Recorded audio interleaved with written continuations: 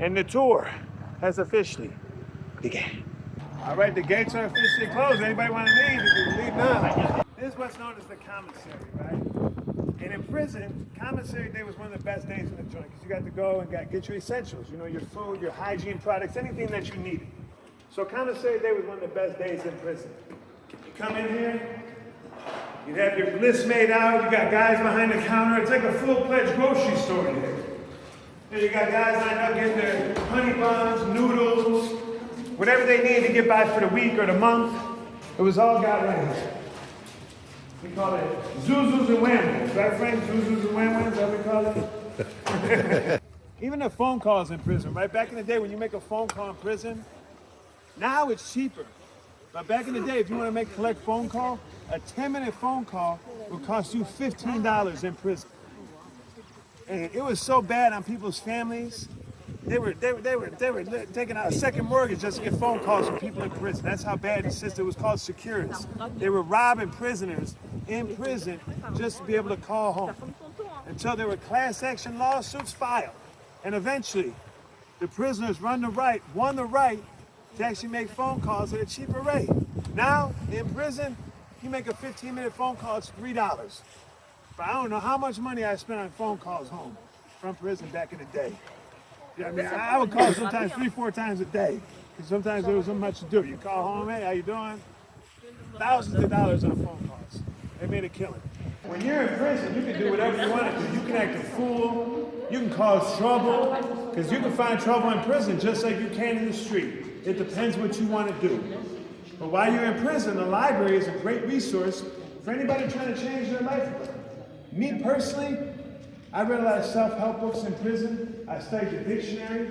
I have a great vocabulary. I worked on myself physically, mentally, in every way, shape, and form when I was incarcerated. And a lot of people, that's what I encourage them to do if they do time. Make time serve you. Don't just serve that time, make time serve you. I got my GED in prison at the age of 18. Because as soon as you got to prison, I was 17. My friends, my guys, made it mandatory for me to go to school to get my GED. And they taught me how to work out, because I was a beanpole walking through prison. Because the Illinois Department of Corrections was so wide open back in the day. The drug use, the violence, it was a very dangerous place. And then this guy, all of a sudden, a video gets released to NBC, and it's showing this guy Richard Speck on the video. The whole world. And this guy's in prison. Now mind, he's already been convicted of murdering 9 nurses, right?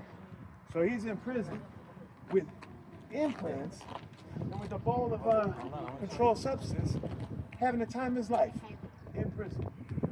So after that, after they'd seen that, they shut it all down. They took control of the prison. They took him back.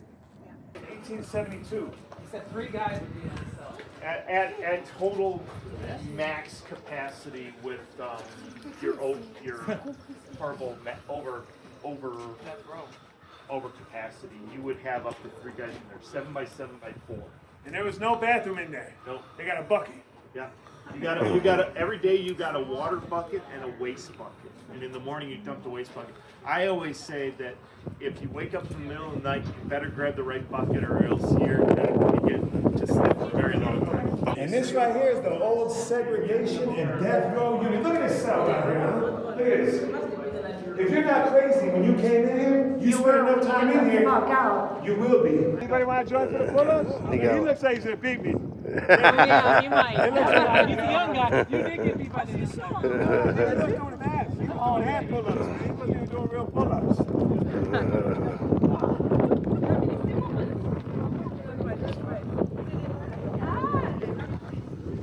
We can do them close, too. We ain't got to do them far out.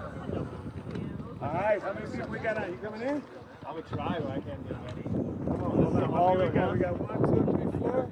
We know you guys are ready. We're going to do them simultaneously. Yeah, same time. Get up there. You got enough bars? All right, let me know you're ready. 1, 2, 3, let's go. 1, 2, 3, 4, 5. Yeah. Prison way. She's doing it the prison way. Yeah. I'm assuming. Yeah, I'm assuming. That's probably the way you learn to do it in prison. I think I'm at 12. 12. 9 to 12. 30.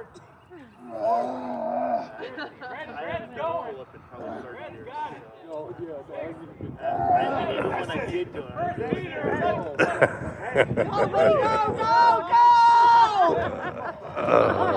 I'd say you got it. All right. About 150 people in here, how loud it would be. But back in the day, they had tiles all over the ceilings up here, and those were the towers for the guards. So let's just say if a fight issue or a riot broke out, what they would do is they would fire a warning shot, right? Usually the signs in the town hall, I don't know where they're right now, but they're in the yard too, it says like this. Sit down and shots are fired. That warning is not just a warning, it's a promise. Because if you don't sit down, you're going to get shot next time. But the tiles have bullet holes that are all in it for years. Because every time there's a fight, they always have to shoot the ceiling before they shot somebody first. So all the ceilings were brittle with bullet holes. You know, it was a time. It's unique. I remember vividly eating in this chow hall many times. And like I told you before, fried chicken is the best meal in prison served once a month. You literally, that's why they got that scanning thing. That's why they got that right there where you rotate, you had to scan your ID. They implemented that into the Illinois Department of Corrections because they were tired of people going through the line 2 or 3 times, usually on fried chicken day. So they implemented a scanning program so they only get 1 chicken. So since everybody's here and fried chicken was the best meal in the joint, I got fried chicken from Wings It Is. So everybody is welcome to help themselves. I know we're in prison. I know it's not the cleanest environment, but to whoever's hungry, I just feel, compelled to give everybody chicken. We got plates right here, just like they gave you in the home, right? Break it in half. There you go. And I'll be happy to serve you. So whoever wants chicken, grab yourself a water. We got some 1948 water right here as well.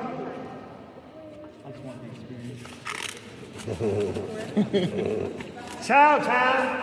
Shout out to 1948 Water and Wings It Is, the best wings in the city or the burbs, for providing the chicken here at the old Joliet prison tours today. Salute, and I hope to see you at the next one on May 25th. I'll be serving chicken again. So what I'm thinking about doing here at the old Joliet prison, I'm going to talk to the owner, and I know we got the Historical Society here right now, because they say that this prison is haunted. I've actually seen pictures of whatever this guy said that it was. I don't know if anybody believes in ghosts. I really don't believe in ghosts because I've never really seen one. Yeah, I've seen some pictures, some video. I believe in God and all that. I just really don't believe in ghosts. So what I'm thinking about doing here at the old Joliet prison is an overnight stay. I'm going to talk to the curator or whoever's in charge, and I'm going to see if I can do an overnight stay on my live feed.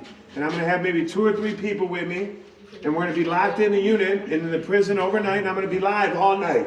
And I'm going to see if I can find a ghost. I'll be walking around 3 o'clock in the morning, walking around the cells, and we'll see if we see a ghost. If you see a ghost, let me know though. I want to see it. I know we have children here, so pardon my language, but it's called a child molester. They call them chomos in prison. Ooh, in prison, a chomo gets no respect, none. In most prisons, this is where they belong.